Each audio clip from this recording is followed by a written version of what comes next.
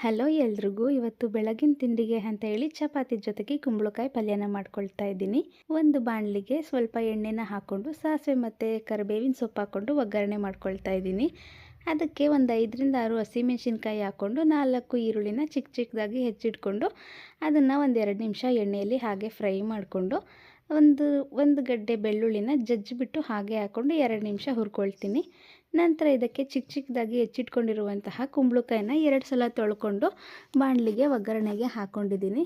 ನಂತರ ಇದಕ್ಕೆ ನಾನು 2 ಚಿಕ್ಕ ಚಿಕ್ಕ ಸ್ಪೂನಲ್ಲಿ ಟೇಬಲ್ ಸಾಲ್ಟನ್ನ ಹಾಕ್ಕೊಂಡು ಚೆನ್ನಾಗಿ ಮಿಕ್ಸ್ ಮಾಡ್ಕೊಂಡಿದ್ದೀನಿ. ಚೆನ್ನಾಗಿ ಮಿಕ್ಸ್ ಮಾಡ್ಕೊಂಡಿದ ನಂತರ ಇದಕ್ಕೆ ನಾನು ಒಂದು ಪ್ಲೇಟ್ನ ಮುಚ್ಚಿಬಿಟ್ಟು 15ರಿಂದ 20 ನಿಮಿಷ ಹಾಗೆ ಕೈ ಆಡ್ತಾ ಎಣ್ಣೆಯಲ್ಲಿ ಚೆನ್ನಾಗಿ ಹುರ್ಕೊಂಡಿದ್ದೀನಿ. ಕುಂಬಳಕಾಯಿ ಚೆನ್ನಾಗಿ ಬೆಂದಿರುವ ನಂತರ ಇದಕ್ಕೆ ನಾನು ಸ್ವಲ್ಪ ತೆಂಗಿನ ತುರಿ ಹಾಗೂ ಕೊತ್ತಂಬರಿ ಸೊಪ್ಪನ್ನ ಹಾಕ್ಕೊಂಡು 1-2 ನಿಮಿಷ ಎಣ್ಣೆಯಲ್ಲಿ ಹುರ್ಕೊಂಡ್ರೆ ರೆಡಿ ಆಯಿತು.